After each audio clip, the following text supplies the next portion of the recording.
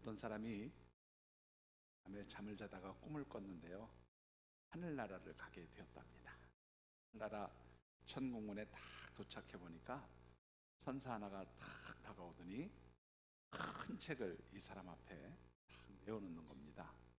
이 사람이 그 천사에게 물었답니다. 아, 이게 무슨 책인데 제 앞에 이렇게 갖다 놓으셨나요? 그랬더니 천사가, 아, 이 책에는 당신이 세상에서 있는 동안에 당신이 행했던 모든 일들을 다 상세하게 기록해 놓았습니다. 그리고는 첫 번째 페이지를 탁 펼쳐서 놓았어요. 그 첫 번째 페이지는 아주 작은 글씨로 뭐가 빼곡하게 써 있는데 잘 보이지도 않아요. 그래서 이 사람이 천사에게 물었습니다. 아, 여기 글씨가 너무 작아서 보이지가 않는데요, 무슨 내용이 기록되어진 겁니까? 그렇게 물었더니 천사가 하는 말이, 아, 이면에는 당신이 세상에서 사는 동안에 행동하면서 행동으로 지었던 죄를 기록해 놓은 장입니다. 사람이 보니까 자기는 기억도 못하는데 거기에 빼곡하게 자기가 행동으로 지은 죄들이 기록되어 있다고 하니까 갑자기 얼굴이 뜨거워져서 얼른 두 번째 페이지를 넘겼어요. 자기가 그때 이번에는 더 작은 글씨로 뭔가 빼곡하게 적혀 있는 겁니다. 또 물었습니다. 더 작은 글씨로 그렇게 쓰여져 있네요. 여기에는 도대체 무슨 내용이 기록되어 있습니까? 그렇게 물었더니 또 천사가 대답합니다. 예, 이번 장에는 당신이 세상에서 말로 지은 죄를 기록해 놓은 장입니다. 보니까 더 작은 글씨로 더 빼곡하게 써놓은 걸 보니까, 아, 내가 세상에서 행동보다 말로 더 많은 죄를 지었나 보구나 생각하면서 부끄러워서 또 얼른 세 번째 장을 넘겼습니다. 그랬더니 이번에는 더 작은 글씨로, 아예 글씨인지 뭔지 알아보지도 못할 더 작은 글씨로 뭐가 잔뜩 쓰여 있어요. 또 물었습니다. 이 번째 장은 그러면 뭐가 기록되어 있는 걸까요? 물었더니 이 장에는 당신이 세상에서 사는 동안 생각으로 지었던 죄를 기록해 놓았습니다. 이제 더 이상 할 말이 없었어요. 그래서 얼른 네 번째 장을 넘겼습니다. 그랬더니 그 장은요, 아예 새까맣게 칠해져 있었어요. 그래서 사람이 또 물었습니다. 이 새까맣게 칠해진 장은 무엇을 의미하나요? 그렇게 물었더니 천사가 뭐라 그래요? 그것은 당신의 마음을 상징하는 것입니다.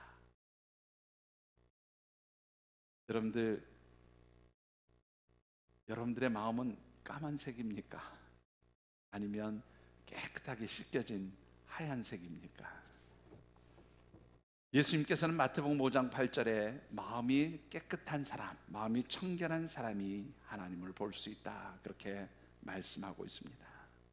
여러분들은 어떻습니까? 여러분들의 마음이, 여러분들의 심령이 정말로 하나님을 뵙기에 합당한 그런 정갈한 마음, 정결한 심정인가 하는 것입니다.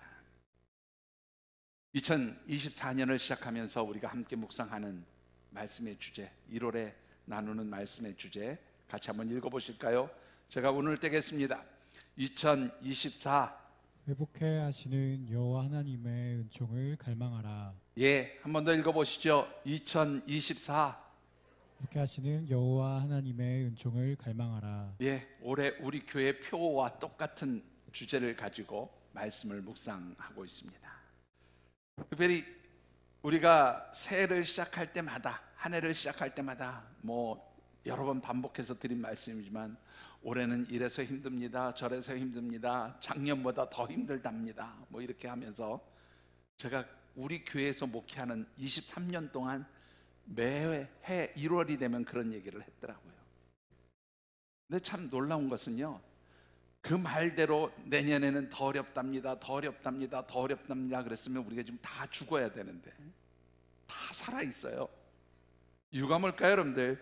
아무리 우리의 삶의 자리가 힘들고 어렵고 고통스러울지라도 우리 하나님께서 우리의 삶의 자리를 만져주시고 치유해 주시고 회복해 하시는 그 은총을 갈망하면서 나아갈 때에 하나님께서 우리의 모든 삶의 자리를 회복시켜 주시는 그 놀라운 은혜가 임하게 되어지는 줄 믿습니다. 그래서 우리가 지금까지 이렇게 건강하게 잘 살아있는 것이지요. 자, 그렇다고 한다면 오늘 우리가 아무리 힘들고 어려운 환경일지라도 그 모든 환경과 상황들을 뛰어넘어서 승리하는 하나님 백성, 하나님의 자녀로 그렇게 살아가려면 우리의 삶의 자리에서 무엇이 회복되어져야 할까라고 하는 것입니다. 오늘 네 번째로 마지막 드리고 싶은 말씀은요, 특별히 우리의 삶의 모습, 우리의 심령이 하나님 앞에 정갈하게 회복되어질 때에 하나님께서 주시는 축복들이 회복되어진다는 말씀을 드리고 싶습니다. 오늘 우리에게 주신 하나님의 말씀은 특별히 하나님께서 학개 선지자를 통해서 이스라엘 백성들에게 주신 회복의 언약이 기록되어진 말씀입니다. 주신 말씀을 묵상하는 가운데 우리 사랑하는 모든 하늘샘 가족들이 아무리 힘들고 어려운 삶의 자리일지라도 하나님께서 회복해 주시는 그 놀라운 은총으로 여러분들의 삶의 자리가 풍성해지는 그런 역사가 있게 되기를 주님의 이름으로 축복합니다. 자, 오늘 주신 말씀을 통해서 우리가 먼저 묵상해 보고 싶은 것은 왜 우리 삶의 자리에 늘 흉년, 가뭄과 같은 그런 삶의 고통들이 찾아오게 되어지느냐 하는 것입니다. 결론부터 말씀을 드리면 우리의 삶의 모습 가운데 하나님께서 임재하시며 우리 하나님께서 동행해 주시기에 합당치 못한 그러한 삶이 될 때 우리의 삶은 늘 흉년이고 기근의 모습들이 나타나게 되어진다는 말씀을 드립니다. 여러분도 오늘 주신 말씀 가운데 특별히 10절의 말씀을 먼저 같이 읽어보시지요. 10절입니다. 다리오 왕 제2년 9째 달 24일에 여호와의 말씀이 선지자 학개에게 임하니라. 이르시되. 자, 오늘 이 말씀 보시면 하나님의 말씀이 선지자 학개에게 다리오 왕 2년 9번째 달 24일에 임하였다, 그렇게 말씀하고 있습니다. 자, 오늘 이 주신 말씀을 좀 이해하기 위해서는요, 이 학개에게 하나님 말씀이 어떤 상황 가운데 임하게 되었는지를 좀 살펴보는 것이 좋을 것 같은데요, 여러분들이 잘 아시는 대로 남유다와 북이스라엘은 바벨론과 그리고 아수르에 의해서 아주 처절한 멸망을 당하게 되죠. 그리고 이 분열되었던 남과 북 이스라엘 백성들은 다 포로로 끌려가고 그래서 이방 땅에서 고난을 당하며 살게 됩니다. 특별히 아수르를 멸망시킨 바벨론 땅에서 이제 70여 년의 세월을 보내다가 바벨론을 멸망시킨 바사왕 고레스의 칙령으로 인해서 이제 고국으로 돌아갈 수 있게 된 길이 열려진 이 이스라엘 백성들은 스룹바벨이라고 하는 사람을 지도자로 그렇게 이제 일부 이스라엘 백성들이 고국 땅으로 귀환을 하게 됩니다. 1차로 고국 땅에 돌아온 이 이스라엘 백성들이 이제 가장 먼저 한 일은 여러분들 하나님의 성전을 다시 건축하려는 그런 일을 계획하게 됩니다. 특별히 주전 537년에 이 바벨론 땅에서 고국으로 돌아온 사람들이 그 이듬해인 주전 536년에 이제 예루살렘 성을 다시금 재건하는, 다시금 예루살렘 성을 건축하는 그런 일을 시작하게 되어지는데요, 여러분들이 잘 아는 대로 당시 사마리아에 있던 그 산발랏과 도비아 같은 사람들이 아주 집요하게 방해를 놓음으로 인해서 이 성전을 건축하다가 중단을 하게 돼요. 그리고 무려 16년의 세월이 흐르는 동안에 특별히 이 성전은 황폐한 채로 그렇게 놓여지게 됩니다. 이렇게 16년이 세월이 지난 다리오 왕 2년 6월 1일에 하나님께서 이 학개 선지자를 부르시고 말씀을 하시는데요, 이 첫 번째 말씀은 바로 하나님의 성전을 다시 건축하기 시작하라, 그런 말씀을 주시고, 또 두 번째로는 다리오 왕 2년 7월 2일에 하나님 말씀이 임하면서 뭐라고 되어 있냐면 격려해 주신 거예요. 너희들 성전 건축할 때 힘들어하지 말아라, 내가 다 지운다, 내가 다 더해준다. 그렇게 하나님이 격려해 주시는 말씀을 다리오 왕 2년 7월 21일에 하나님의 말씀이 학개 선지자를 통해서 이스라엘 백성들에게 들려지게 돼요. 자, 그리고 나서 다시 2개월하고 3일이 지난 다리오 왕 2년 9월 24일에 바로 이 학개 선지자에게 세 번째로 임한 말씀이 오늘 우리가 읽은 본문의 말씀입니다. 자, 하나님께서 이 학개 선지자에게 세 번째로 임하셔서 말씀하시면서 하나님은 두 가지의 질문을 하고 계신 것을 보게 됩니다.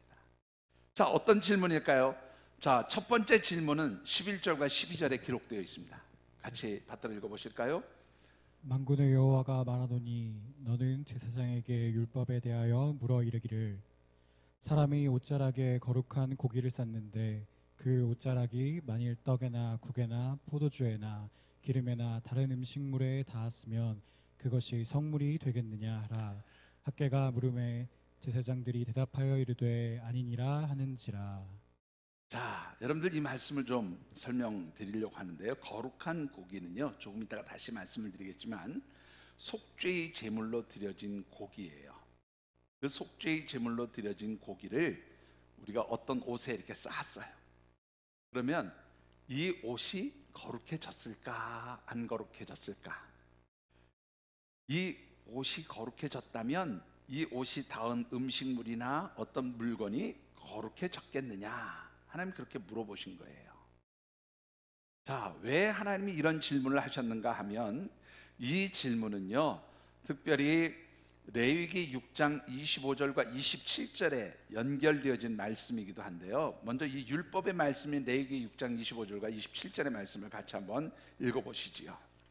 아론과 그의 아들들에게 말하여 이르라. 속죄제의 규례는 이러하니라.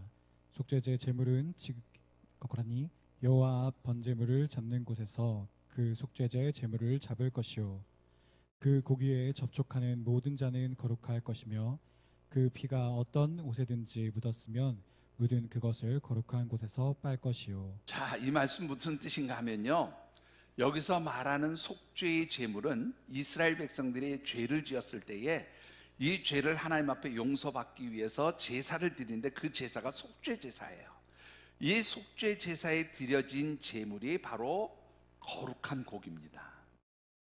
이 속죄의 제사를 드릴 때에 하나님 앞에 제물로 바친 그 짐승의 고기가 거룩한 고기가 되는데, 이 속죄의 제물로 드려진 짐승의 고기가 거룩한 고기가 되기 위해서는 첫 번째 전제 조건이 뭐냐면 하나님 앞에 번제물을 드리는 그런 짐승들을 잡는 곳에서 그것을 잡아야 된다는 거예요. 한마디로 말하면 거룩하고 성결한 장소에서 이 짐승을 잡고 그 짐승이 그 잡은 짐승이 하나님 앞에 제사, 제물로 드려질 때에 이것이 거룩한 고기가 된다, 그런 말입니다. 그리고 이 거룩한 고기를 먹은 제사장들은 어떻게 해요? 역시 거룩해질 것이다, 그렇게 하나님 말씀하신 것이죠. 자, 그러면 이제 본문으로 돌아와서 한번 보시죠. 여러분들, 이 거룩한 고기를 쌌던 그 옷이 거룩해졌을까? 하나님 그걸 질문하시는 거예요. 거룩한 고기를 먹은 제사장들은 거룩해지는데 그럼 거룩한 고기를 쌌던 옷은 거룩해질 거냐? 그리고 그것이 만일 거룩해졌다면 그 거룩한 옷이 닿았던 장소 혹은 뭐 음식, 물건이 거룩해지겠느냐? 이런 질문을 하나님께서 하신 거예요. 제사장들의 대답은 뭐예요? 아니요, 거룩해지지 않습니다. 그 옷은 거룩한 옷이 아닙니다. 그렇게 답변을 했어요. 그래서 하나님께서 두 번째 질문을 주십니다. 자, 그 두 번째 질문은 13절과 14절에 기록된 말씀인데요. 같이 한번 읽어보시죠. 13절과 14절입니다. 학개가 이르되 시체를 만져서 부정하여진 자가 만일 그것들 가운데 하나를 만지면 그것이 부정하겠느냐 하니 제사장들이 대답하여 이르되 부정하리라 하더라. 이에 학개가 대답하여 이르되 여호와의 말씀에 내 앞에서 이 백성이 그러하고 이 나라가 그러하고 그들의 손의 모든 일도 그러하고 그들이 거기에서 드리는 것도 부정하니라. 자, 여러분들, 이 말씀은요, 이스라엘 백성들이 죽은 시신에 손을 대었을 때에 이 손을 이제 깨끗하게 정결하게 하지 않으면 결국은 어떻게 해요? 부정한 사람이라는 거예요. 자, 그런데 이 부정한 사람들이 그 부정함을 정결하게 하지 않고 다른 사람 만나고 다른 물건 만지고 그러면 모두가 다 어떻게 해요? 부정하게 되어진다, 그 말입니다. 근데 역시 이 말씀도요, 우리 민수기 19장 11절과 그리고 20절 22절 말씀과 연결이 되어 있는 말씀이거든요. 민수기 19장 11절을 먼저 한번 읽어보시죠. 같이 읽어봅니다. 시작. 사람의 시체를 만진 자는 이래 동안 부정하리니. 예, 20 몇 절이죠? 죄송합니다. 예, 20절을 같이 받들어. 사람이 부정하고도 자신을 정결하게 하지 아니하면 여호와의 성소를 더럽힘이니 그러므로 회중 가운데에서 끊어질 것이니라. 그는 정결하게 하는 물로 뿌림을 받지 아니하였은즉 부정하니라. 예, 22절도 읽어보시죠. 부정한 자가 만진 것은 무엇이든지 부정할 것이며 그것을 만지는 자도 저녁까지 부정하리라. 자, 정리해서 말씀을 드리면 죽은 자의 시신을 만진 자는 부정한 사람이에요. 근데 이 부정한 사람이 자기를 부정하지 않도록 정결 예식을 해서 깨끗하게 자신을 그렇게 바꾸지 않고 다른 사람을 만나거나 다른 물건을 만지거나 이러면 어떻게 해요? 그 사람이 접촉한 모든 것이 다 어떻게 해요? 부정하게 되어진다, 그런 말입니다. 특별히 이 말씀은 무엇을 강조한 말이냐면 죄라는 것이 그렇게 전염성이 강하다는 것을 그렇게 상징적으로 표현한 것인데, 그러면 왜 이 시신을 만지게 되면 부정한 것이 될까요, 여러분들? 이유는 딱 한 가지입니다. 아담과 하와 이후에 이 아담과 하와가 하나님 앞에 죄를 범하고 나서 그 죄의 결과로 인간에게 들어온 것이 뭐예요? 죽음이에요, 죽음. 그래서 이 죽음은 인간들의 죄를 상징하는 것이기도 해요. 그래서 이 인간이 뭐 세상에서 어떻게 살았든지 좌우지간 죽고 나면 다 그 죽음의 그 몸이 되어진 인간들의 시신은 다 죄로 인해서 부정하게 된 것이다, 하나님 그렇게 말씀하신 거죠. 그런데 이 죄로 인해서 부정해진 것, 그 모습에 대해서 그래서 사도 바울은 로마서 6장 23절에 뭐라고 얘기합니까? 죄의 삭은 뭐라고요? 사망이라. 그러니까 죽음이라고 하는 것은 죄의 결과로 주어진 것이 죽음이에요. 그래서 이 죽음의 상징이 되는 그 시신을 만진 사람은 곧 죄의 전염이 되고 그 죄의 전염이 된 사람은 다 부정하다, 이런 뜻이 되는 겁니다. 자, 그렇다면은 중요한 것은 이 학계에게 하신 두 가지의 질문, 어떤 의도로 하나님이 이런 질문을 하셨느냐가 하는 것이죠. 여러분들, 이 말씀은요, 특별히 이스라엘 백성들이 가지고 있었던 영적 착각에 대해서 하나님이 아주 강하게 책망하시고 또 경고하신 내용의 말씀입니다. 자, 이스라엘 백성들이 가지고 있었던 착각이 뭘까요, 여러분들?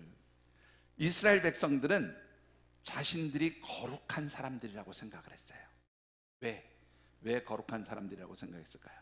우리는 하나님 앞에 제사를 드리는 사람들. 그래서 아까 말씀드린 대로 하나님 앞에 제사 드린 그 고기는 뭐가 돼요? 거룩한 고기가 되잖아요. 그러니까 내가 하나님 앞에 제사 드린 것처럼 나도 그 거룩한 사람이 되었다, 그렇게 착각하고 사는 거예요. 왜? 속죄의 제물로 드려진 그 고기가 거룩한 고기가 되잖아요. 그리고 그 고기를 먹은 제사장들도 거룩해진대요. 그러니까 우리가 하나님 앞에 제사를 드리면서 제물을 바쳤으니까 우리는 뭐가 되는 거예요? 거룩한 사람이 되는 거죠.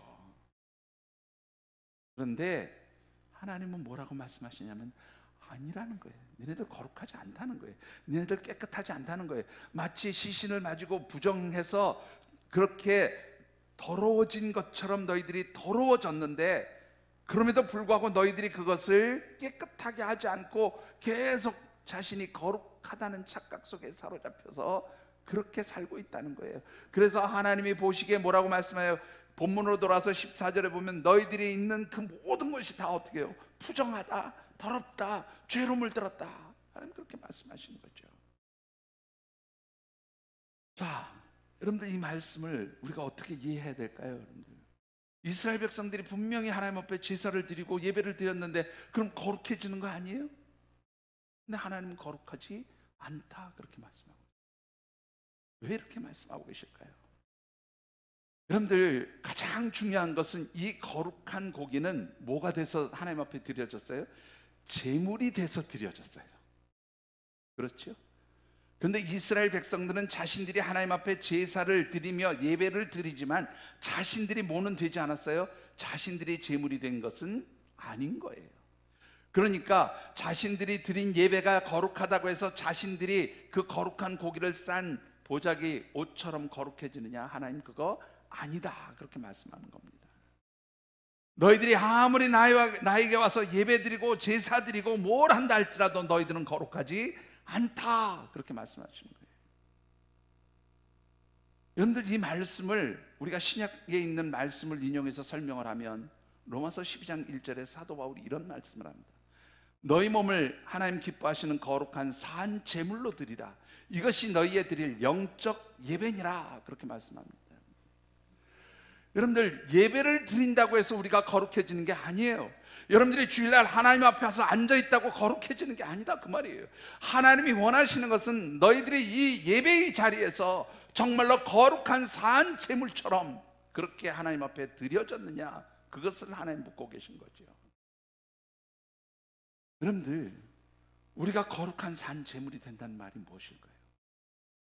우리가 예배자로 하나님 앞에 섰을 때에 거룩한 산 제물로 드려진다는 것이 무엇을 의미하는 말씀입니까? 그것은 한마디로 말하면 너희의 삶의 자리가 하나님 앞에 드려지는 예배자처럼, 제물처럼 그렇게 정갈한 삶을 살고 있느냐, 하나님 보시기에 청결한 삶을 살고 있느냐, 하나님 보시기에 깨끗한 삶을 살고 있느냐, 너희들이 그렇게 살 때에 그 삶이 하나님 앞에 드려지는 거룩한 제물이 되는 거예요.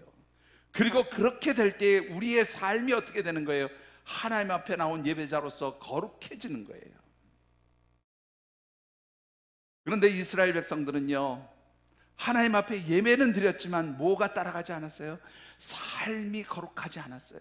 그 삶의 자리가 정갈하지 않았어요. 삶이 깨끗하지 않았어요.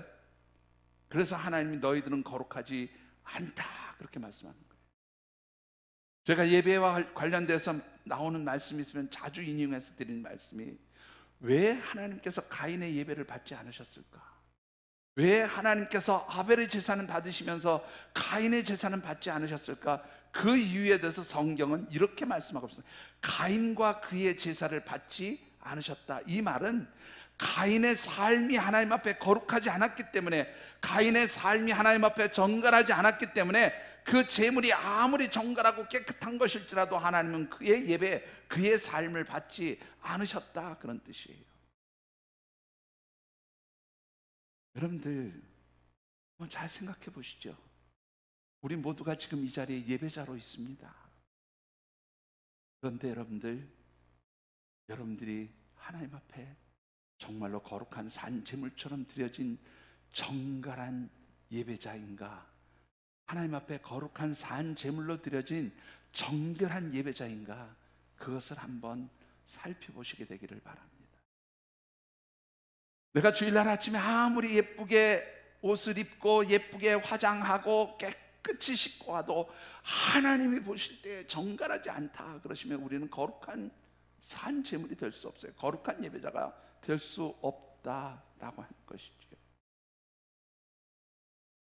그러면 왜 하나님께서는 이 이스라엘 백성들이 거룩한 제물이 되지 않았고 거룩한 예배자가 되지 않았다고 책망하시는 걸까요? 이 이스라엘 백성들의 영적 상태를 보여주는 아주 분명한 사건이 하나 있어요. 이게 바로 너희들의 지금 영적 모습을 보여주는 거야. 너희들은 거룩하다고 착각하면서 살지만 하나님 보실 때 이게 바로 너희의 영적 상태야, 그렇게 보여주시는 말씀이 15절의 말씀입니다. 15절을 같이 받들어 읽어보시죠. 이제 원하건대 너희는 오늘부터 이전 곧 여호와의 전이 돌이 돌 위에 놓이지 아니하였던 때를 기억하라. 자, 하나님의 전이 돌이 돌 위에 놓이지 않았다, 이 말은 뭐예요? 여러분들, 이스라엘 백성들이 건물을 지을 때 돌 싸서 건물 짓잖아요. 돌 위에 돌이 놓이지 않았으면 뭐예요? 완전히 다 폐허가 돼 있는 상태다, 그런 말이에요. 하나님의 전이 폐허가 된 상태가 바로 너희들의 영적 상태야, 하나님 그렇게 말씀하고 있는 거죠. 근데 여러분들, 이 말씀을 우리 목사님들이 주로 설교하실 때 뭐냐면, 너희들이 하나님의 성전을 건축하지 않고 네 일에만 바쁘니까 하나님이 축복 안 하시는 거야. 그런 말씀을 주로 설교하셨어요. 뭐 성경에 기록되어 있는 표현대로 하면 그게 틀리진 않습니다. 사실은 이 말씀에 굉장히 중요한 의미가 있어요. 이 말씀을 좀 더 깊이 보셔야 합니다. 여러분들, 여기에서 지금 하나님의 전이라고 하는 이 하나님의 성전을 나타내는 단어가 히브리어로 헤칼이라고 하는 단어예요. 헤칼. 따라해보세요. 헤칼. 헤칼이 아니고, 회 뜰 때 쓰는 칼이 아니고 헤칼. 헤칼이에요. 헤칼. 헤칼 아니고 헤칼. 헤칼. 근데 이 헤칼이라고 하는 말이 무슨 뜻이냐면 왕궁이라는 뜻이에요. 왕. 그러니까 하나님의 전은 왕이신 하나님이 거주하시는 하나님의 왕궁이에요. 그런데 하나님의 왕궁이 완전히 폐허가 되어 있는 거예요. 왕이신 하나님이 거할 자리가 없는 거예요. 그 얘기는 뭐냐면 이스라엘 백성들이 입으로는 하나님 우리의 왕이십니다, 하나님 우리의 삶의 주인이십니다, 하나님 내 삶의 통치자이십니다, 그렇게 말은 하지만 정작 나는 누구를 왕으로 인정하지 않아요? 하나님을 왕으로 인정하지 않는다, 그 말이에요. 그래서 하나님의 성전이 폐허가 되어 있다, 그 말입니다.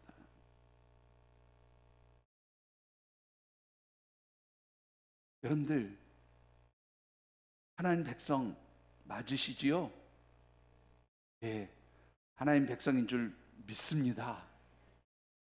그런데 여러분들은 하나님을 정말 여러분들의 삶의 통치자, 왕으로 인정하며 사십니까? 왜 여기는 자신 있게 아멘 소리가 안 나오시나요? 입으로는 하나님 내 삶의 주인이십니다, 하나님 내 삶의 통치자이십니다, 하나님 나의 왕이십니다 가라고 그렇게 늘 말하지만 정작 내 삶에서 하나님이 내 삶의 주인이시고 왕이시고 통치자이심을 인정하고 사느냐가 그 말이에요. 여러분들, 오늘 이 말씀이 왜 우리에게 주시는 하나님 말씀이 되어질까요? 근데 이 말씀을 조금 다른 관점에서 한번 살펴보시죠. 고린도전서 3장 16절의 말씀은 뭐라고 말씀하고 있습니까? 예?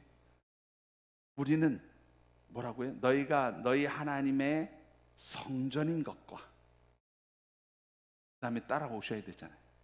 안 따라와요? 성령이 우리 안에 거하심을 너희가 알지 못하고. 우리는 하나님이 거하시는 성전이에요. 그러면 조금 전에 말씀드렸던 대로 우리의 심령, 우리의 삶의 자리에 하나님이 거주하신다는 말은 곧 우리의 심령이 누가 거하시는 왕궁이에요? 하나님이 거하시는 왕궁이에요. 우리의 삶의 자리가 누가 거하시는 왕궁이에요? 하나님이 거하시는 왕궁이에요. 그러면 여러분들의 심령, 여러분들의 삶의 자리가 하나님, 왕이신 하나님이 여러분들의 삶의 자리에 임하셔서 함께 동행하시며 여러분들을 통치하시고 다스려 주시고 내 삶의 주인이 되시기에 합당한 그런 삶을 살고 있느냐? 그렇지 않다면 이스라엘 백성들이 하나님의 왕궁 성전을 재건하지 않음으로 인해서 폐허가 된 것처럼 우리의 영적 상태는 폐허가 되어 있는 상태다, 그렇게 말씀드릴 수 있는 거죠. 내가 아무리 내가 입으로 하나님 나의 왕이십니다, 하나님 내 삶의 통치자이십니다, 하나님 나의 주인이 되십니다라고 그렇게 외쳐도 우리의 삶이, 우리의 심령의 모습이, 내 삶의 자리가 하나님이 임재하시기에 정갈하지 않은 모습이면 이스라엘 백성들의 폐허된 성전의 모습처럼 우리 하나님 보실 때는 우리의 그 모습이 영적으로 다 폐허된 그런 모습이다, 그렇게 말씀하시는 거예요. 여러분들, 왕이신 하나님, 그 하나님을 정말로 내가 인정하고 그 하나님이 기뻐하시고 합당하게 여기시는 그런 정갈한 삶을 사는 사람이 진짜 예배자고 진짜 하나님이 기뻐하시는 하나님의 사람이고 그런 사람이 정말로 거룩한 사람이다. 하나님 그렇게 말씀하고 있는 거예요. 그런 사람이 내가 거할 수 있는 왕궁이야. 그런 사람의 모습이 내가 거할 수 있는 성전의 모습이야. 하나님 그렇게 말씀하시는 거죠. 여러분들, 이스라엘 백성들이 하나님이 임재하시기에 합당한 그 성전, 하나님의 왕궁을 폐허로 만들어 두었을 때에 하나님께서 그들에게 어떤 결과를 가져다 주셨습니까? 여러분들, 오늘 본문 말씀 가운데에 특별히 16절과 17절을 같이 한번 받들어 읽어보시죠. 16절과 17절입니다. 그때는 20고르 곡식 더미에 이른즉 10고르뿐이었고 포도즙 틀에 50고르를 길러 이른즉 20고르뿐이었느니라. 만군의 여호와가 말하노라. 내가 너희 손으로 지은 모든 일의 곡식을 마르게 하는 재앙과 깐부기 재앙과 우박으로 쳤으나 너희가 내게로 돌이키지 아니하였느니라. 무슨 뜻입니까, 여러분들? 이스라엘 백성들이 열심히 농사지었어요. 그래서 추수를 해서 20개의 곡식 더미를 쌓아 놓은 겁니다. 그러면 이 20개의 곡식 더미에서 20개의 그런 알곡들이 나와야 되는데 정작 탈곡하고 거둬들였더니 절반밖에 안 나왔어요. 10개 더미에서 나올 정도의 곡식밖에 나오지 않았단 그 말이에요. 50고루의 포도주가 나올 것을 생각하고 포도주를 담았더니 얼마밖에 안 나와요? 20통밖에 안, 50개의 통에 나올 줄 알았더니 20개의 통밖에 안 나왔다 그 말이에요. 한마디로 말하면 이스라엘 백성들에게 뭐가 임한 거예요? 기근이 임한 거예요. 이스라엘 백성들에게 가뭄이 임한 거예요. 이스라엘 백성들의 삶의 자리가 흉년이 된 거예요. 왜 그렇게 됐습니까? 왜? 하나님께서 그렇게 하신 이유가 17절에 기록되어 있어요. 내가 무엇 했다고요? 너희들에게 어떤 그러한 일을 행하셨다고요? 곡식을 마르게 하는 재앙과 깐부기의 재앙과 우박의 재앙을 임하게 했다.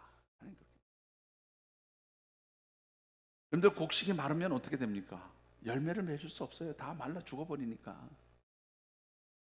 깐부기의 재앙은 뭡니까? 여러분들, 이 깐부기의 재앙은 곡식에 피는 그런 곰팡이 같은 거예요. 그러니까 쉽게 하면 병들어서 곡식이 다 죽어버렸다는 것을 의미해요. 그런데 거기에다가 하나님께서 우박의 재앙을 더하셨어요. 여러분 한번 생각해 보세요. 더운 나라에서 우박이? 무슨 뜻이에요? 특별히 성경에서 우박은요, 악한 자들을 심판하는 하나님의 징계예요. 하나님의 심판의 도구로 쓰는 게 우박이에요. 그러니까 이스라엘 백성들이 열심히 농사지었어요. 열심히 수고했어요. 내가 뭔가를 거둘 것처럼 정말 노력했어요. 그래서 이제 겉으로 보기에는 그럴듯하게 보이는 게 쌓여졌어요. 그런데 정작 뚜껑을 열어보니 어떻게 해요? 흉년이에요, 흉년. 거두어들인 게 없어요. 이유는 딱 한 가지입니다.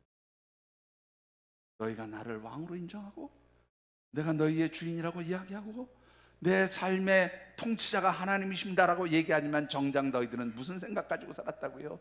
네 뜻대로 살았잖아. 네 생각대로 살았잖아. 네 마음대로 살았잖아. 그 결과가 주어진 것이 바로 오늘 이 흉년이다. 하나님 그렇게 말씀하십니다. 여러분들 힘들어요. 어렵지요. 부족하지요. 모자라지요. 네요.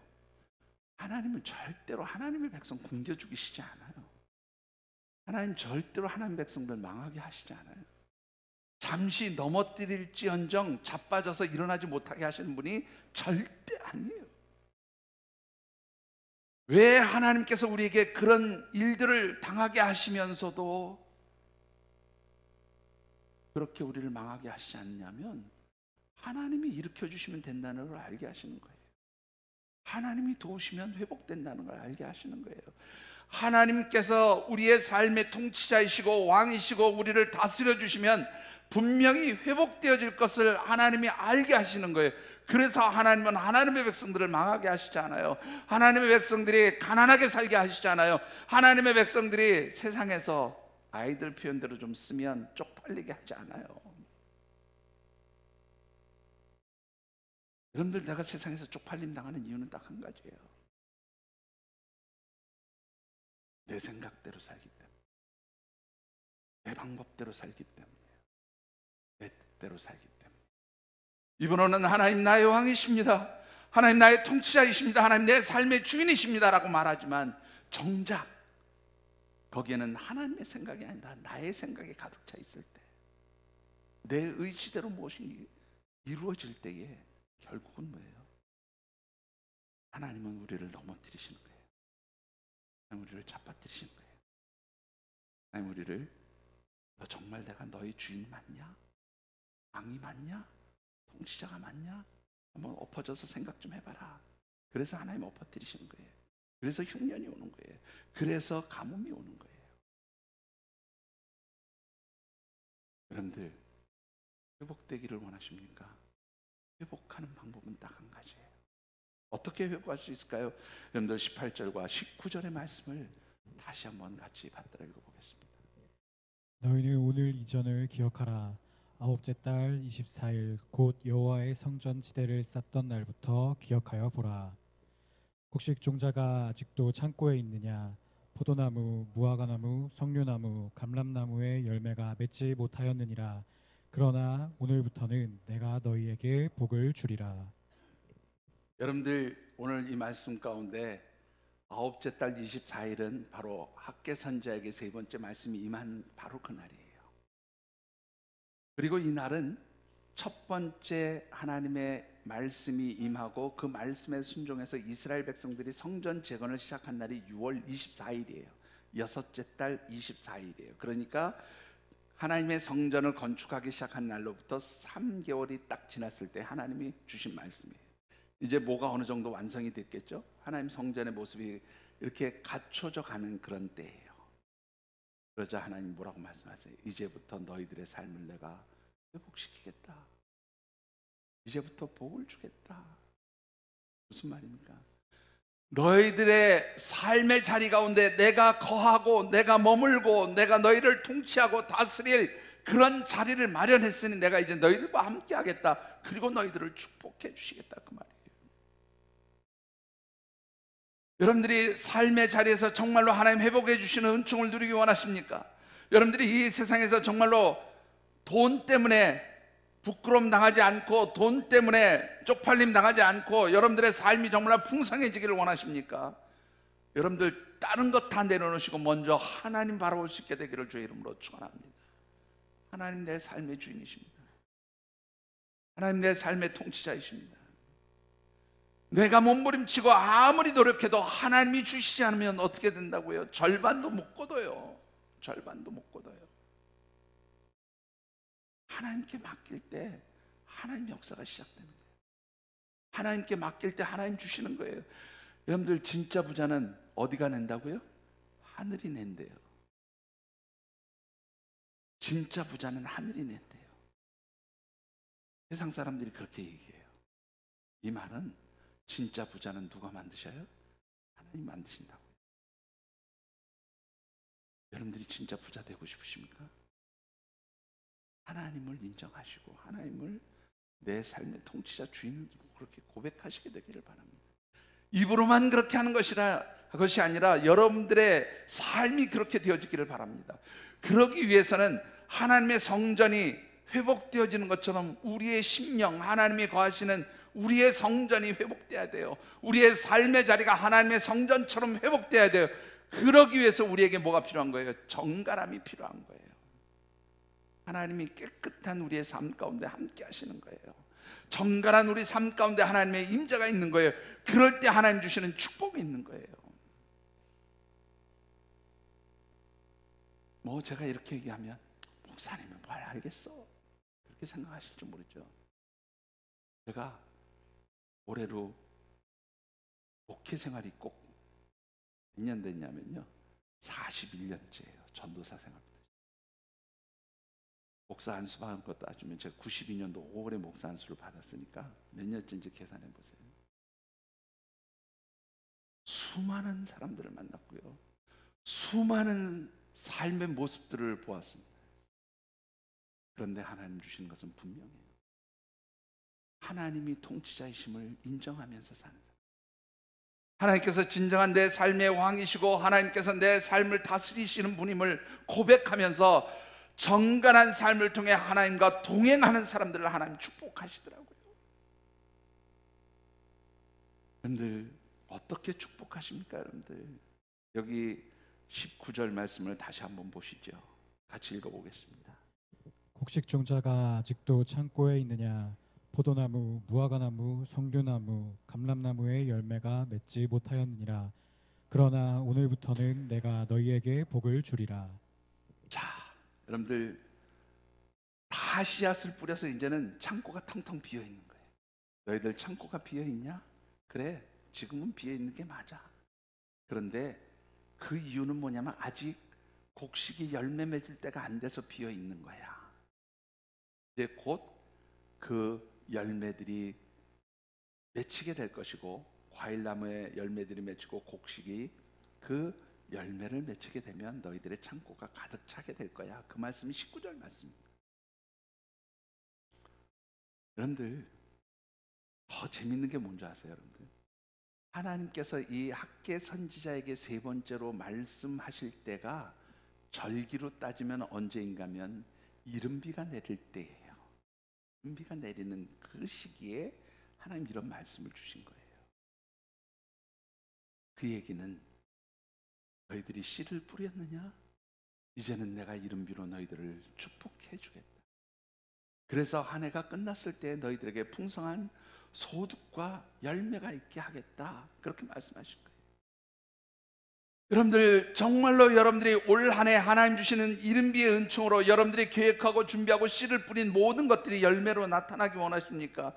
그렇다면 하나님 주시는 이른비의 은총을 구하시고요, 그 이른비의 은총이 여러분들의 삶의 자리에 나타나기를 원하시면 먼저 하나님을 여러분들의 삶의 통치자로, 주인으로, 나의 왕으로 고백하시고 그 왕이신 하나님께서 임재하시기에 합당한 나의 삶이 정갈한 모습이 되어지시기를 주님의 이름으로 축복합니다. 말씀을 맺습니다. 헬라어에서요, 청결함을 나타내는 두 개의 단어가 있어요. 하나는 뭐냐면 카타로스라고 하는 단어이고요, 하나는 아케라토스, 카타로스 이렇게 두 개의 단어가 있어요.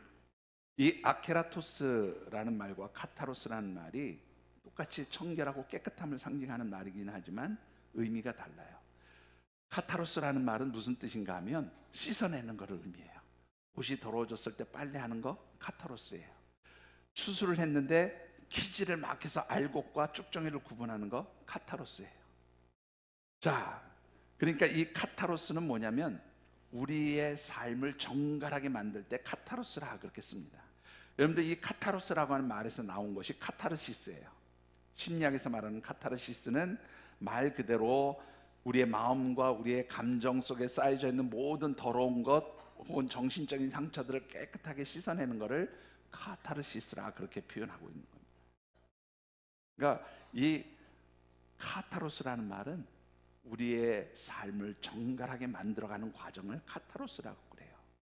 그러면 여러분들 아케라토스는 뭘까요? 아케라토스는 그 카타로스의 과정을 통해서 정갈해져 가지고 깨끗해져서 우리의 모습이 어떤 흠과 티도 섞이지 않은 순백 혹은 불로 완벽하게 재련을 해서 어떤 불순물도 포함되지 않은 정금과 같이 단련된 재련된 그런 황금의 상태가 되면 이게 아케라토스예요.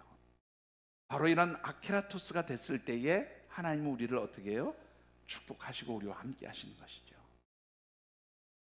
여러분들 먼저 여러분들의 심령이 하나님 앞에서 카타로스 되어지시기를 주의 이름으로 축원합니다. 카타로스가 이루어지고 그 카타로스를 통해서 우리가 아케라토스가 됐을 때 여러분들 바로 우리는 하나님 축복을 받아 누리는 사람들이 되어지는 것이죠. 여러분들 우리 몸에서 가장 민감한 신체 기관이 어딘지 아시죠? 어디입니까? 가장 민감한 신체 기관은 눈입니다. 가장 반응이 빠른 거죠. 그런데 여러분들, 이 눈이 매일매일 우리 그 눈을 깨끗하게 청소하는 그런 일들을 하고 있다는 걸 알고 계신가요? 아마 그런 거 잘 들어보지 못하셨으니까 모르실 수 있는데요. 여러분들, 우리가 눈을 깜빡깜빡거리면 이때마다 눈물샘이 자극이 돼서 나도 모르게 눈물이 나오고, 그래서 우리의 안구, 눈을 이렇게 깨끗하게 정갈하게 씻어준다는 거예요. 그러면 여러분들, 우리의 눈이 하루에 몇 번쯤 깜빡일까요? 아이고, 나는 눈 안 깜빡거려, 잘 때나 눈 감지, 그러십니까? 나도 모르게 깜빡거리는 횟수가 하루에 25,000번이랍니다. 25,000번 눈이 깜빡거리면서 우리의 눈물샘을 자극하고, 그래서 나도 모르게 눈물이 나와서 우리의 눈을 깨끗하게 만드는 거예요. 그래서 여러분들이 건강하게 볼 수 있는 거예요. 마찬가지입니다. 여러분들, 우리가 하나님을 볼 수 있는 마음이 청결한 사람이 되기 위해서는 여러분들 25,000번 움직이라는 얘기 아니라 여러분들의 심령이 하나님 앞에 그렇게 갈망을 가지고 하나님이 회복시켜 주시는 은혜가 있기를 기도하시게 되기를 바랍니다. 특별히 성경은 우리에게 뭐라고 말씀과 기도로 거룩하여진다, 그렇게 말씀합니다. 말씀과 기도가 우리를 정갈하게 만든다는 거예요. 여러분들, 말씀이 있고 기도가 있을 때 그 삶 가운데 우리의 왕이신 하나님이 임재하시고 우리를 축복하시는 줄 믿습니다. 여러분들, 목사가 항상 기분 좋은 일이 있어요. 성도들이 기도하면서 응답받는 이야기 들으면 정말로 기분 좋습니다. 제가 최근에 우리 센터들 통해서 또 여러 성도들을 통해서, 목사님 올해 이런 문제 놓고 기도했는데 응답됐어요, 이런 이야기를 벌써 한 10여 분 이상에게 듣고 있습니다. 여러분들, 기도하십시오. 하나님 말씀을 붙드시기 바랍니다. 그리고 여러분들의 삶에서 하나님 내 삶의 통치자가 되어주시기를 원합니다. 하나님, 나를 다스려 주시기를 원합니다. 하나님께 내 삶을 맡겼습니다. 하나님, 내 삶의 주인이 되어주시기를 원합니다. 고백하면서 여러분들의 삶이 말씀과 기도로 거룩해지고 정갈해질 때에 분명 하나님 회복해 주시고 채우시는 풍성한 은혜가 있게 되어지는 줄 믿습니다. 이 아름다운 역사가 올 한 해 우리 사랑하는 모든 하늘샘 가족들에게 임하시게 되기를 주님의 이름으로 축복합니다. 기도하겠습니다.